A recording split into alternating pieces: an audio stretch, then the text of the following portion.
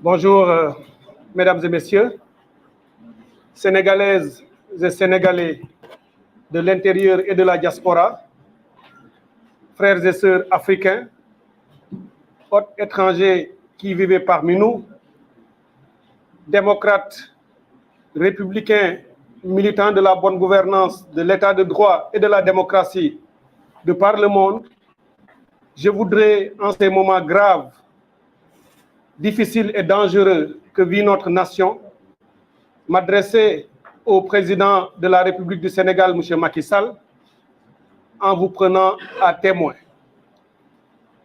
En février-mars 2021, notre pays, le Sénégal, avait fait face à des moments troubles, difficiles, beaucoup de pertes en vies humaines, des dizaines, de nombreuses arrestations, des dégradations matérielles, des pertes en tout genre. Notre pays a été ébranlé jusque dans ses profondeurs. En ces moments-là, 3 ministres de la République, le ministre de la Justice, le ministre de l'Intérieur et le ministre des Affaires étrangères étaient montés au créneau pour porter un doigt accusateur sur l'opposition sénégalaise, sur ces jeunes hommes et femmes qui étaient sortis, drapeau à la main, scandant l'hymne national pour défendre leur pays, leur république et leur État. On les avait qualifiés de forces obscures, de rebelles, de milices, de toutes sortes de qualificatifs. Sur cette base, des opposants ont été persécutés, pourchassés, humiliés, arrêtés et emprisonnés. Pendant que ces opposants, qui étaient vus ou perçus ou présentés comme les fauteurs de troubles, comme ceux qui brûlaient le Sénégal, pendant qu'ils sont aujourd'hui neutralisés, c'est maintenant que le Sénégal fait face à la menace la plus grande de son histoire. Donc, où se trouvent les forces obscures? Où se trouvent les terroristes? Où se trouvent ces rebelles qui menacent le Sénégal? Je les vois du côté du palais de la République. Je les vois à l'Assemblée nationale, ceux qui ont voté cette loi inique et scélérate. Je les vois dans toutes les sphères, dans les officines obscures du couple Benno Bokk Yakaar Wallu, PDS, APR, qui ont planté ce couteau dans le dos de la démocratie sénégalaise. C'est pourquoi je dis au président Macky Sall, je l'appelle toujours président.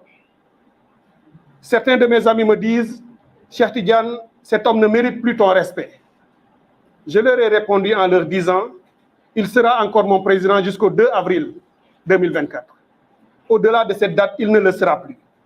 Je suis un républicain, donc je l'appellerai encore président Macky Sall jusqu'au 2 avril.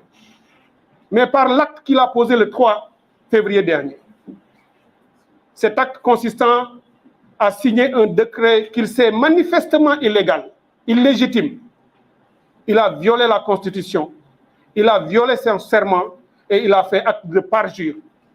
Et je l'accuse de haute trahison.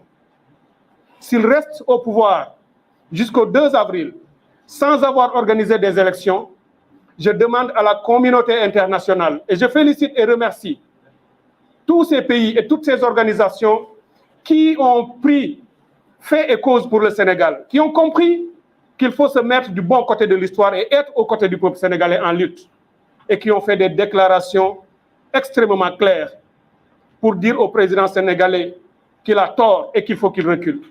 Et je leur demande qu'après le 2 avril, que le président Macky Sall ne représentera plus le Sénégal à l'UEMOA, ni à la CEDEAO, ni dans aucun sommet international, ni aux Nations Unies, qu'il ne posera et ne signera plus aucun acte que nous reconnaîtrons. Alors cela étant, je demande au président Macky Sall, pendant qu'il est encore temps, de faire preuve de bon sens. Il ne peut pas vaincre, il n'aura pas gain de cause. Il sera défait par le peuple sénégalais, parce qu'il ne mesure pas à sa juste valeur l'étendue de notre détermination.